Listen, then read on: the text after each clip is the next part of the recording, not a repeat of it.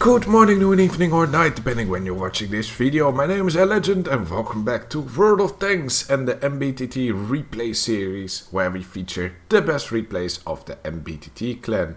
And this time we are watching Brewer NL in his 122 TM, the Chinese premium medium tank on tier 8, and he's playing on the map Berlin. Now, first things first, the 122 TM is quite a unusual vehicle, which we don't actually see that often on the battlefield. Although certain aspects of this tank aren't that great, it's still a pretty competitive tank in the random queue, in my personal opinion. With 400 alpha damage but a whopping 16 seconds base reload, giving it only around 1400 DPM.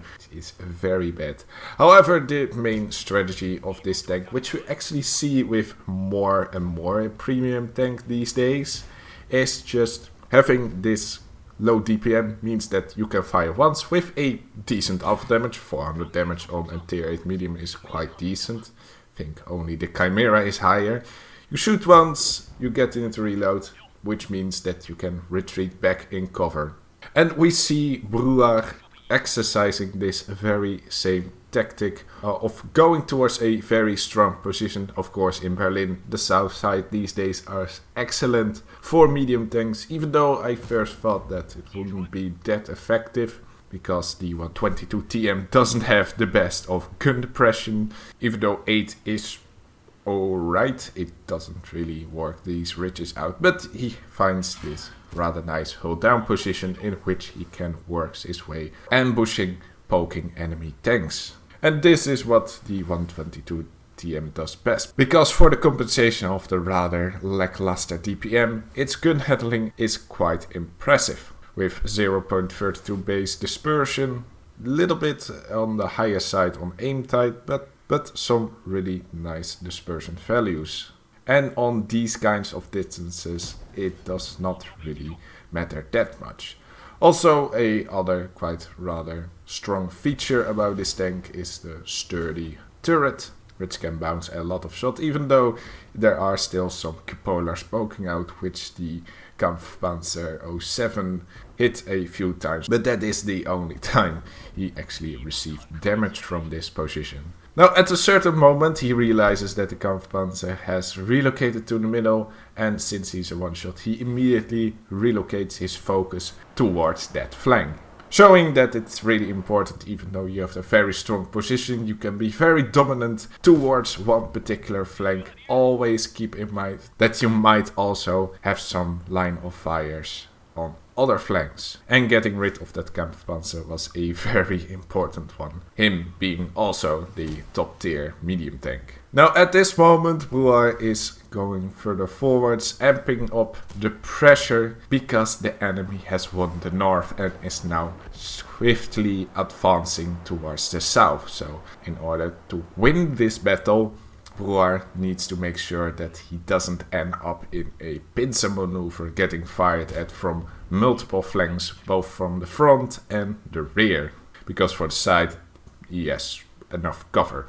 So he tries his best to get rid of the Panther. However, a missed shot is quite a long time in order to re-engage again, and this time and is giving the enemies more time to get closer towards them, and that's why the DPM can sometimes be quite agonizing, and that is also why you don't see this tank in clan battles. Even in this situation in random queue, the performance now is rather lackluster in order to quickly push through a certain flank. One missed shot, you spend a long time being ineffective. However, he gets rid of the one side just in time before the enemies reach his rear, and now he still only needs to focus on one direction. And this is very important, because for a moment there was a 2 versus 9 scenario, just as the Astron Rex destroyed the MU1.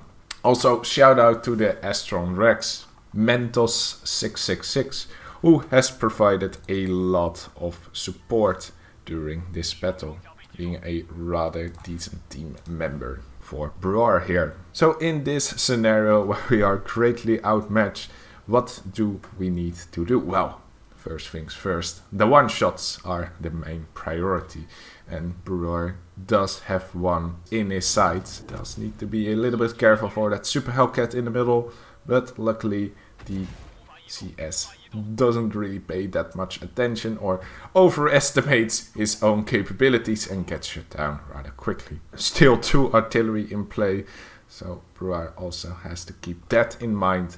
Luckily both artillery misses him, so he can continue with a still rather healthy amount of hit points, which is also very important to have at this late game state. So he took actually quite good care of his hit points, only peeking at locations where he actually should not have get banned. Only the few lucky shots in the cupola actually damage him, and he's still under artillery barrage. Luckily artillery misses him again. Only now he is starting to receive some more damage, but quickly angles towards the right target after the P-43 has fired and the NMAX shows up. He knows that he has to angle the strongest part of his armor towards the AMX while the P-43 was retreating.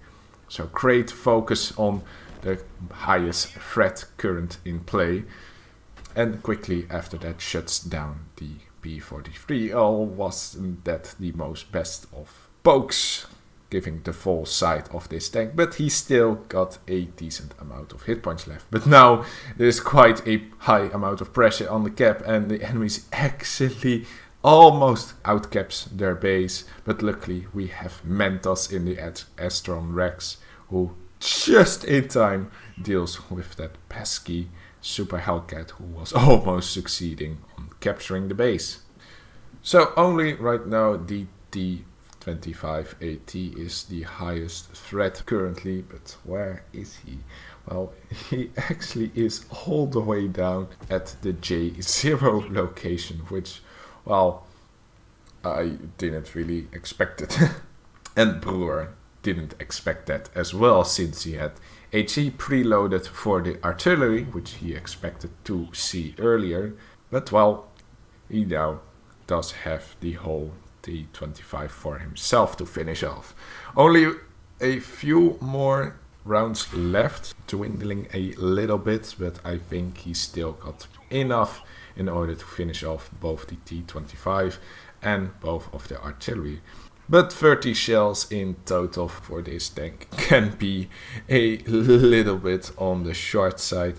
If you continuously fire, you might actually get a little bit short on the shells.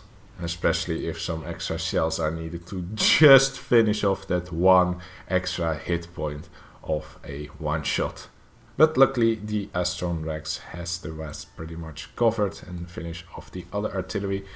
But after that kill of the T-25 it doesn't really matter, because Brewer already got 8 kills and also finishes off the last arty. So Brewer of course got the ace tanker alongside with the Radley Walters for 9 kills, Top Gun Steel Wall for bouncing quite a lot of damage. Like I said, this tank is quite sturdy, and also a high caliber for the nearly 6,000 damage, which is very impressive for a tank with this little amount of shells and this rather long DPM. But if you can survive long enough, you are able to deal these kinds of numbers. So in his team he gets base experience of 1845, which is absolutely insane, especially when you consider that he is top tier. He wasn't facing any tier 9 or tier 10 tanks, which would give him an extra XP bonus. So having this in a top tier game just shows you how well he played. And alongside with a premium account and not firing all of his gold shell, he did fire quite a bit because he had no other choice. He does get over 150,000 credit profit.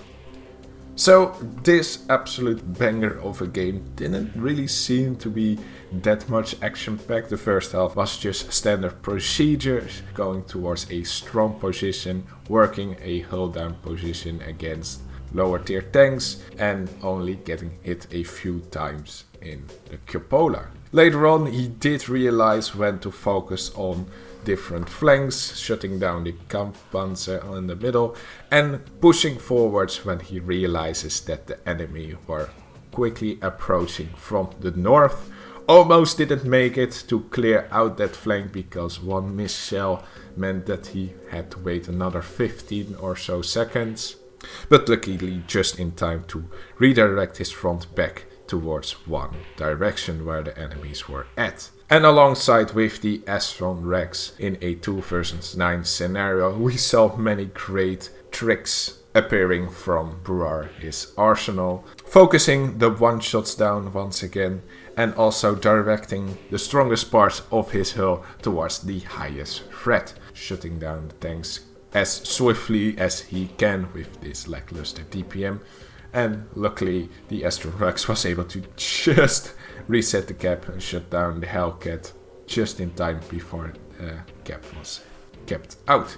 So that's pretty much how you play this thing. Just as much as possible, peek, poke, quickly shoot your shell with your good gun handling and rack up damage as much as possible, and you can see how much damage that can be. So once again, thanks for Brouwer for uploading this on the WoT replays. I highly suggest that more and more NBTT members would upload their replays if they think they have the highest amount of base experience. I think anything above 1250 could suffice, but Brouwer achieved over 1800 base experience, so you have quite the competition.